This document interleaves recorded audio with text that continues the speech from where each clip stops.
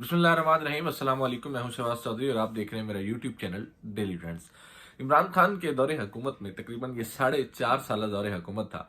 और इस दौरे हुकूमत में बार बार सोशल मीडिया पे भी और मीडिया पे भी खबर आती थी, और बहुत सारे जो सीनियर सहाफ़ी हजरात ने वो भी इस टॉपिक के ऊपर बात करते थे, और बाकायदा तौर पे प्रोग्राम्स होते थे कि पाकिस्तान को इसराइल को तस्लीम कर लेना चाहिए। और इस बात का वजीर आजम इमरान खान, जब वो उस वक्त वजीर आजम थे, उन्होंने बरमला इजहार भी किया कि हमारे ऊपर बहुत ज्यादा प्रेशर है इसराइल को तस्लीम करने का। और ये प्रेशर सऊदी अरब की जानिब से बनाया गया। उस वक्त ये कहा गया कि सऊदी अरब जो है वो प्रेशर डाल रहा है, और अमेरिका की जानिब से प्रेशर है। सऊदी अरब के जरिए कहा जा रहा है कि आप इसराइल को तस्लीम करें, आपके बहुत सारे मसाइल हल हो जाएंगे। तो उस वक्त पाकिस्तान तहरीक इंसाफ ने भी और दीगर जो अपोजिशन जमातें हैं वो भी इस चीज़ को सियासी तौर पे जो है वो बड़ा इस्तेमाल करती थी। और पाकिस्तान तहरीक इंसाफ ने जो साबिक वजीर आजम इमरान खान ने वजीर आजम होते हुए इस बात का एतराफ़ किया कि मेरे ऊपर प्रेशर यह डाला जा रहा था कि किसी न किसी तरीके से इसराइल को तस्लीम किया जाए, कश्मीर के इशू को भूल कर जो इंडिया के साथ ताल्लुकात हैं उसको बेहतर किया जाए, इंडिया के साथ ताल्लुकात को नॉर्मल किया जाए, उनसे दोस्ती का हाथ बढ़ाया जाए। ये बार बार हमारे ऊपर जो है गवर्नमेंट के ऊपर प्रेशर डाला जा रहा था।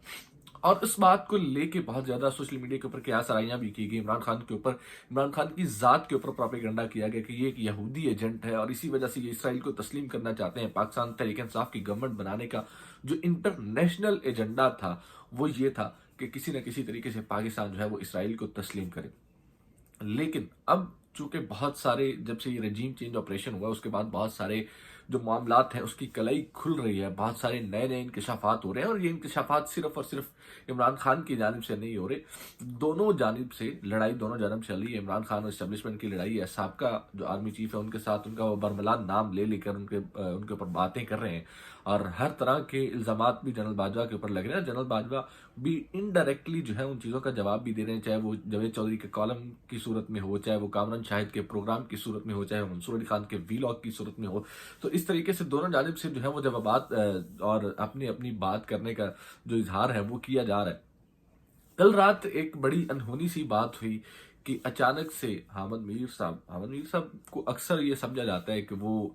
ताकतवर हल्का और इस्टेब्लिशमेंट के बड़े करीबी आदमी हैं, और आसफ अली जरदारी के बड़े करीबी दोस्त हैं, और पीपल्स पार्टी के बहुत करीब हैं। कभी उनको पीपल्स पार्टी पे तनकीद करते कम ही सुना है। वो पाकिस्तान मुस्लिम लीग नून पे भी अक्सर तनकीद कर देते हैं, और जो है वो पाकिस्तान तरीके इंसाफ पे तनकीद करना तो खैर उन्हें वैसे ही बहुत अच्छा लगता है, तो हर तरह की तनकीद वो करते रहते हैं। लेकिन पाकिस्तान पीपल्स पार्टी के ऊपर बहुत कम तनकीद करते हुए इन्हें देखा गया। पाकिस्तान पीपल्स पार्टी के जो चेयरमैन आसफ अली जरदारी, उनके चंद करीबी दोस्तों में से हामिद मीर साहब का जो होता है वो उनको गिना जाता है। कल उन्होंने ये बात की कि जनरल बाजवा डबल नहीं ट्रिपल गेम कर रहे थे। कल इमरान खान साहब ने एक इंटरव्यू दिया, और इंटरव्यू देते हुए इमरान खान साहब ने बात की कि जनरल बाजवा जो थे वो हमारे साथ डबल गेम कर रहे थे। हमें ये कहते थे कि हम न्यूट्रल हैं, लेकिन दूसरी जानब एजेंसियां जो थी वो पाकिस्तान तरीके इंसाफ के लोग तोड़ रहे थे, पाकिस्तान तरीके इंसाफ के एमएनएस को तोड़ा जा रहा था, और हमारी हुकूमत गिराने का प्लान जो था वो 2021 का जो गर्मियां थी उनमें बना लिया गया था, और हमें तब ही पता चल गया था। और इमरान खान साहब ने भी ये बात भी की कि हुसैन हक्कानी को हायर किया गया। ये बात वो पिछले तकरीबन 3-4 इंटरव्यू से मुसलसल वो करते आ रहे हैं कि हुसैन हक्कानी को हायर किया गया हमारे खिलाफ लॉबिंग करने के लिए। फिर उन्होंने ये भी कहा कि एक्सटेंशन देना गलती थी, एक्सटेंशन से पहले जनरल बाजवा कुछ और थे, एक्सटेंशन से बाद जनरल बाजवा कुछ और थे। बात करते हैं इसराइल को तस्लीम करने की, तो हामिद मीर साहब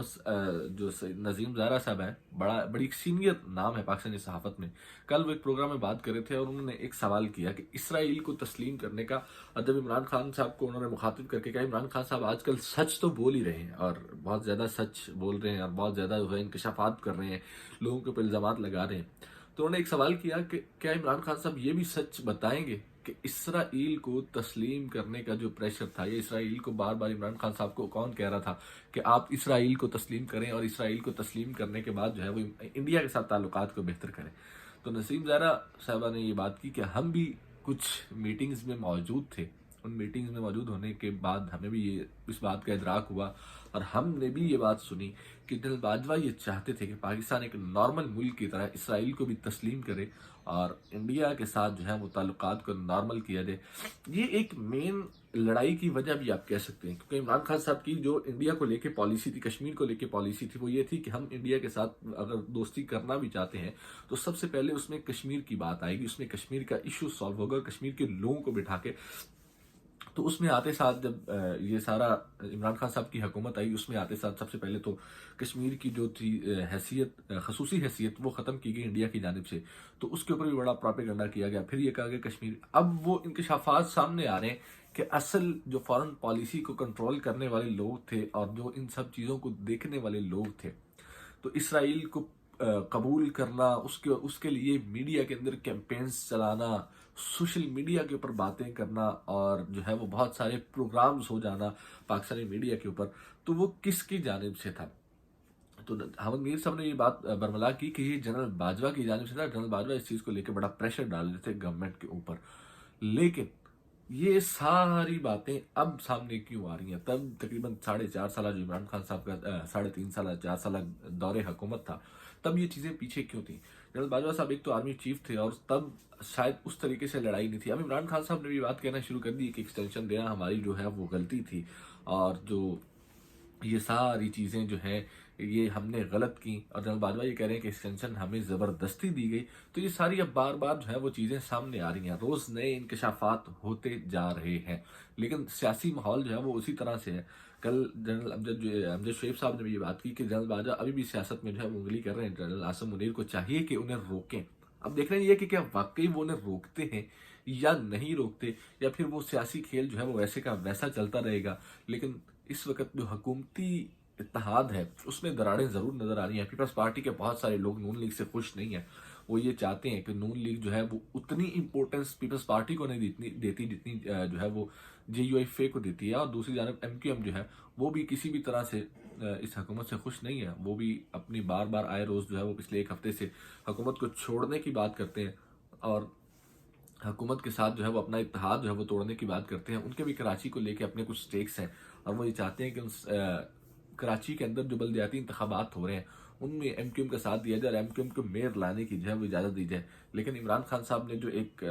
عمران خان صاحب اپنی ایک نئی جو ہر بار ایک نئے انکشافات کرتے ہیں، ان انکشافات کے بعد جو ہے وہ PDM کو آ کے صفائیاں دینے پڑتی ہیں صاحب کا۔ اس کے بعد مصطفیٰ نواز کھوکھر صاحب نے بھی یہ بات کی کہ اسٹیبلشمنٹ کو بڑی جو ہے اسٹیبلشمنٹ کی سپورٹ حاصل تھی PDM کو تحریک عدم اعتماد کے دوران۔ تو یہ ساری چیزیں نا، بڑی جو کھیل ہے وہ سارا واضح ہوتا نظر آ رہا ہے آہستہ آہستہ، لیکن عمران خان صاحب جو ہے وہ ہر انٹرویو میں ہر دوسرے دن ایک نیا انکشاف کرتے ہیں، جس کے بعد PDM کو صفائیاں دینی پڑتی ہیں، اور PDM اپنے مسائل میں الجھی ہوئی ہوتی ہے، اور ان اپنے مسائل میں الجھی ہو کے وہ پھر دوبارہ سے اسی چیز پہ آ جاتی ہے، لیکن ملکی مسائل کی جانب نہ تو کسی کی توجہ ہے، اور نہ وہ کوئی ملکی مسائل کی جانب توجہ دینا چاہتے ہیں۔ دوسری جانب جو ہے وہ اس وقت پنجاب کا جو کھیل کھیلا جا رہا ہے، پنجاب کے اندر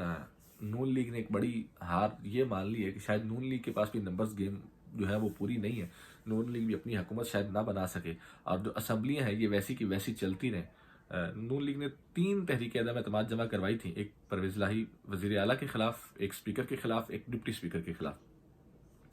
ہوا یہ کہ سب سے پہلے انہوں نے وزیر اعلیٰ پرویز الہی کے خلاف جو تحریک عدم اعتماد تھی وہ واپس لی، پھر اسپیکر کے خلاف لی، اب انہوں نے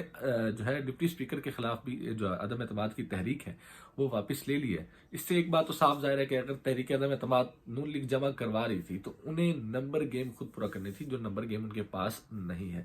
تو یہ کھیل جو ہے وہ اس وقت یہ کھیلا جا رہا ہے، اور دوسری جانب جو ہے وہ سیاستدان جو ہے وہ ایک دوسرے کے اوپر ایک دوسرے کی پگڑیاں اچھالنے میں مصروف ہیں، اور آئے دن نئے نئے انکشافات ہو جاتے ہیں۔ جنرل باجوہ جو ہے ان کے بارے میں بڑے انکشافات، اب نون لیگ بھی جنرل باجوہ کے اوپر بار بار بات کر رہی ہے، اور PTI بھی بات کر رہی ہے۔ پیپلز پارٹی اس ٹائم بڑی خاموش ہے، دیکھتے ہیں کہ وہ کیا گل کھلاتی ہے۔ اسی کے ساتھ مجھے دیجیے اجازت، اور دیکھتے رہیے ڈیلی ٹرینڈز۔